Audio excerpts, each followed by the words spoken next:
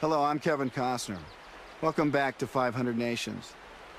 The first encounters between Europeans and Indian people are some of the most famous and important events in world history. Most of us can recite the names of Christopher Columbus's ships, the year he first landed in the New World, and how he mistakenly called the people he encountered there Indians. But few of us know the names of the people who greeted Columbus, or much about the lives they led. How did they greet the strangers? Were they treated like gods? Were they feared? Were they attacked? Or were they treated as a new and exotic trading partner by a people who had a long history of dealing with other seafaring cultures?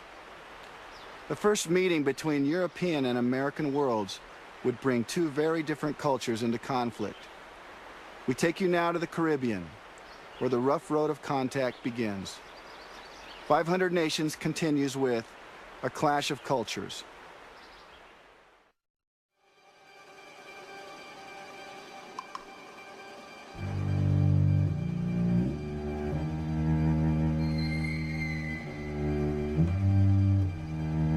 How much damage, how many calamities, disruptions and devastations of kingdoms have there been?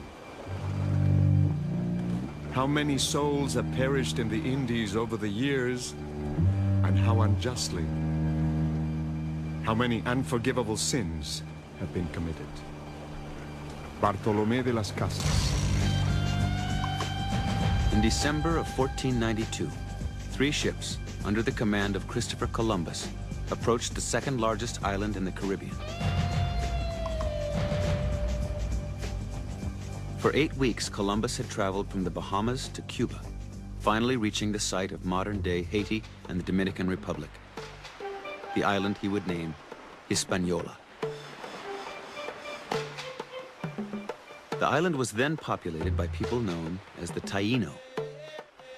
One region was controlled by the paramount chief, Wakanagari.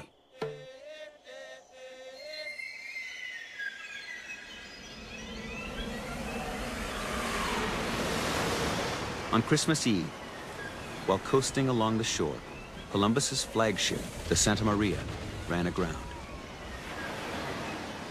When Wakanagari learned the news, he sent all his people from the town with many large canoes to unload everything from the ship. So great was the care and diligence which that king exercised, and he himself was as diligent unloading the ship as in guarding what was taken to land, in order that everything would be well cared for.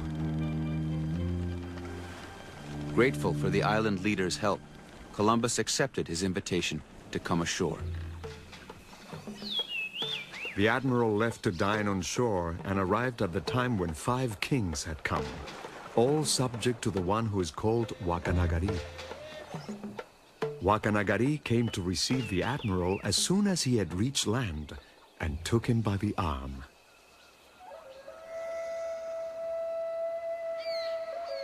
Columbus was immediately struck by the beauty of Taino life. The king observes a very wonderful estate in such a dignified manner that it is a pleasure to see. Neither better people nor land can there be.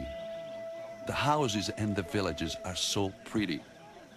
They love their neighbors as themselves. And they have the sweetest speech in the world. And they're gentle, and they're always laughing. Christopher Columbus. As a token of gratitude for the rescue of his men and supplies, Columbus presented Wakanagari with a red cape, a prestigious item among the Taino elite. In return, Wakanagari gave Columbus a golden tiara he wore on his head. To Wakanagari, it was a fair exchange, a gesture of mutual respect and recognition, the opening of trade between equals. To Columbus, it was a crown, a symbol of authority. Wakanagari was surrendering his lands and people to Spain. But Columbus was not simply looking to rule people. He saw something much more valuable to his future. He saw gold. the prize he could take back to his sponsors in Europe. There was wealth to be had, and to the Europeans of the time, wealth belonged to those strong enough to take it.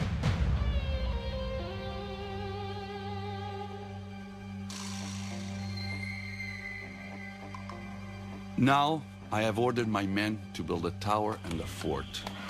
Not that I believe it to be necessary, for it is obvious that with these men that I bring, I could subdue all of this island, since the people are naked and without arms.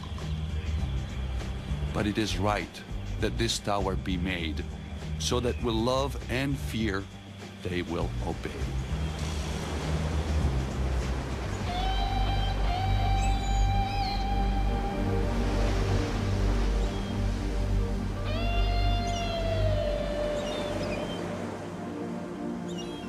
Leaving behind a contingent of men in a fort built from the timbers of the Santa Maria, Columbus set sail for Europe.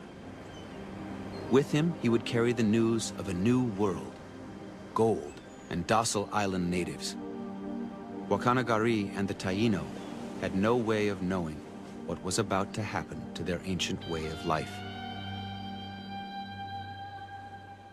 The Taino's ancestors were part of a series of migrations of South American Indian people dating back over 2,000 years. They farmed the land and harvested the wealth of the sea. Taino traders traveled in huge ocean-going canoes capable of carrying up to 150 men. Boats laden with feathers, gold, wood, pottery, beautiful birds, cotton fabric, and food. Island nations were woven together by trade. Trade was the communication system by which nations knew one another and maintained peace. Some trading partners even exchanged their names to create lasting bonds between their communities.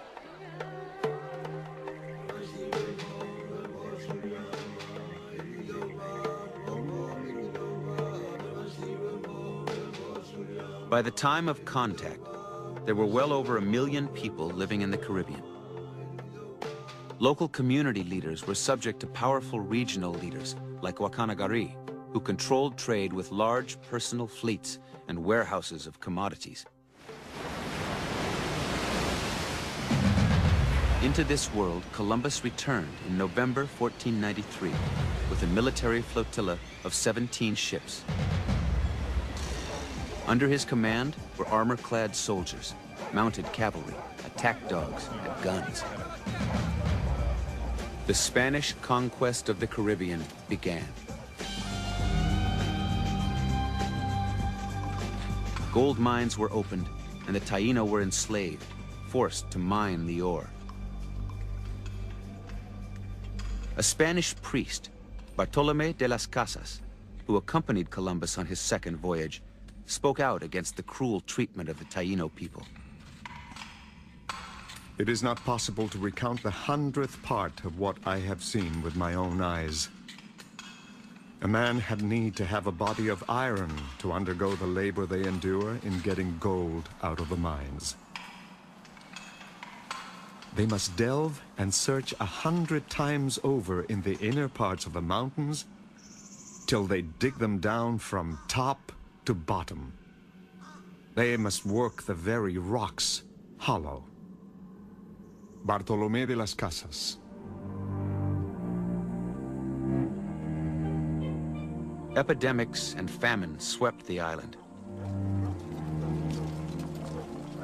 Yet the Spanish continued to demand that the beleaguered Taino supply them with both food and labor.